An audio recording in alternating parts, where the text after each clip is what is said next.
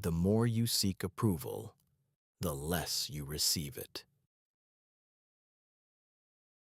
Let me ask you something. Have you ever felt like you're doing everything right? You're polite, you're kind, you explain yourself, you try to be fair, and yet people interrupt you, they talk over you, they test you, they ignore your boundaries. Meanwhile, someone else walks into the room, says less, does less, and somehow gets more respect instantly. Why? Is it confidence, charisma, status? No, it's one psychological shift. A shift so simple, most people miss it their entire lives. And once you see it, you can't unsee it. But before we break it down, if you want to understand power, psychology, and human behavior without fake motivation, subscribe. Because this isn't about becoming louder. It's about becoming untouchable. Now here's the shift. Stop trying to be respected and start becoming someone who cannot be disrespected. That sounds similar. It's not. Because when you try to be respected, you are depending on other people's perception. When you become someone who cannot be disrespected, you control the conditions, and everything changes. Let's break it down. First, understand this. Respect is not given for who you are. It is given for what people believe they can get away with around you. Think about that.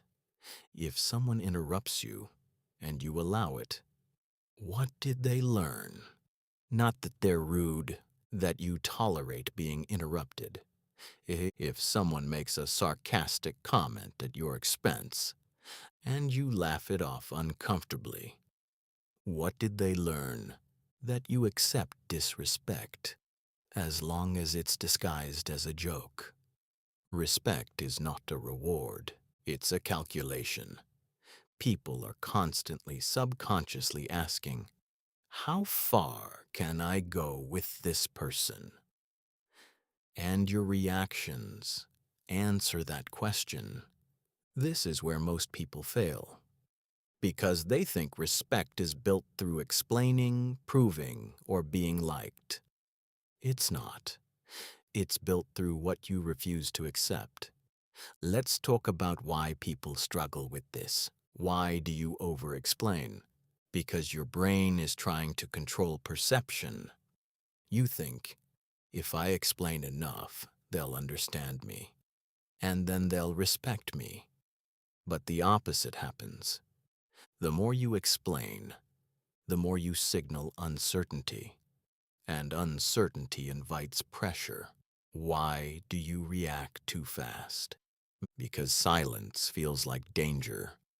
Your nervous system interprets tension as a threat, so you rush to respond, to defend, to fix the moment. But in doing that, you give away control. Because the person who reacts first is the one being led. Why do you tolerate small disrespect?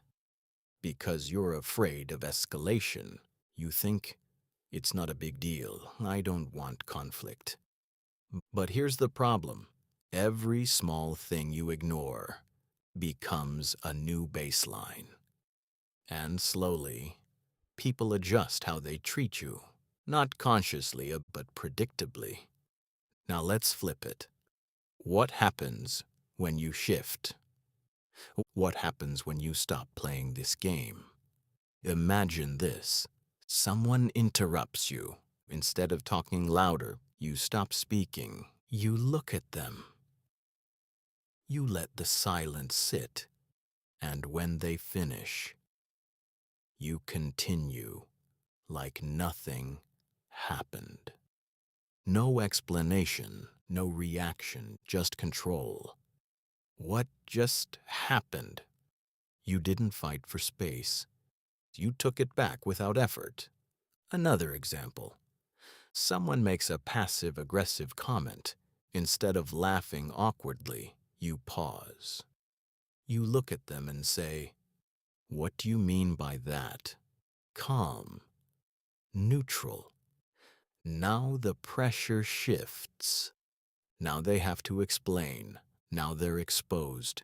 Respect isn't created by aggression, it's created by clarity and consequences. Another scenario. Someone tries to push your boundary. Come on, it's not a big deal. Just do it. Old pattern? You explain. You justify. You soften. New pattern. I'm not doing that. And then silence. No story, no apology, just a decision. This is where people get uncomfortable because they think this will make them seem cold or rude. It won't. It will make you seem certain. And certainty is what people respect. Let's go deeper. Respect is tied to predictability. If people can predict your reactions, they can control the interaction. If they know you'll always explain, they'll keep pushing. If they know you'll always laugh things off, they'll keep testing. But when you become less predictable, not emotionally unstable, but strategically controlled, people become cautious. Because now, they don't know where the line is. And uncertainty creates distance. Distance creates respect. This is why silence is so powerful. Silence is not weakness, it's pressure. When you don't react, you force the other person to sit with their own behavior. And most people can't handle that. They fill the space. They talk more. They reveal more. They expose themselves.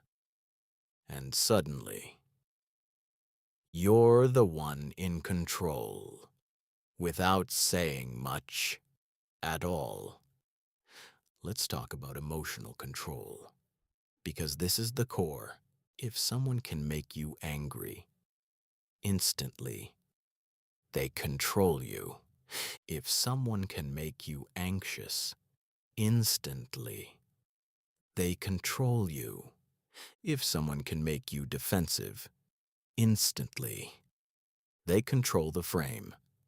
Respect begins where emotional reactivity ends. That doesn't mean you don't feel. It means you don't react automatically. You choose, pause, observe, then decide. Simple, not easy, but powerful. Now let's address something uncomfortable. A lot of people think they're being nice, but they're actually being weak. Not morally weak.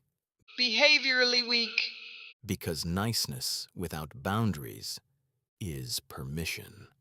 And people don't respect permission. They use it. Real respect comes from balance. Calm, but firm. Kind, but clear.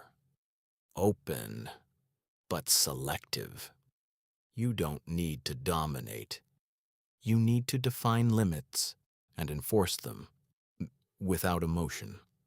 Let's make this practical.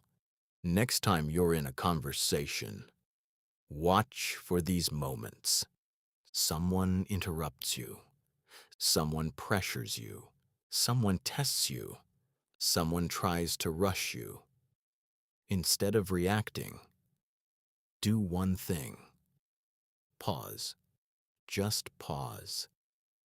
That pause does more than any argument ever could, because it breaks the pattern. And once you break the pattern, you break the control.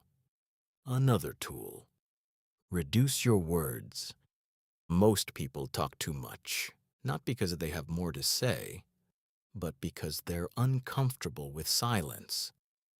But the more you talk, the more you reveal your intentions, your doubts, your need for approval, and all of that reduces perceived power. Try this. Say less, but mean more. Short sentences, clear statements, no extra explanation. Watch how people respond. You'll notice something. They start listening more carefully. They stop interrupting. They adjust, because now your words have weight. Let's talk about walking away. This is the final layer. The strongest position in any interaction is the ability to leave, not dramatically, not emotionally, calmly. When you stay in situations that drain you, where you're disrespected, ignored, tested, you send one message: I accept this. But when you leave, you send a different message: this doesn't meet my standard. And people feel that, because attention is currency. And when you remove it, you create consequences without conflict. That's power. Not loud, not aggressive, but undeniable. Now here's the truth most people avoid.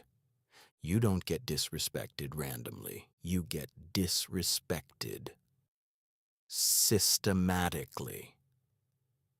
Through patterns you repeat, through reactions you give, through things you tolerate. And once you see that, you stop blaming others and start changing your behavior. And that's where everything shifts. Because the moment you stop trying to control how people see you and start controlling what you allow, you become different. Harder to read, harder to push, harder to manipulate, and people feel it. They don't always understand it, but they adjust. That's the shift. Not louder, not colder, more controlled, more selective, more aware. So next time you feel the urge to explain, pause. Next time you feel the urge to react, pause. Next time you feel the urge to tolerate something you don't respect, don't. Because respect is not something you earn later. It's something you define in real time. And if you do this consistently, you won't need to ask for respect. You won't need to demand it. You won't need to prove anything. People will just stop testing you and start treating you differently. Not because you forced them, because you changed the rules. And if this made you rethink how people treat you, there's a deeper layer to this. How manipulation works, how people test boundaries, and how to become completely immune to it. Watch the rest of the videos on this channel and follow. If you want to understand the game so clearly, you never have to play it again.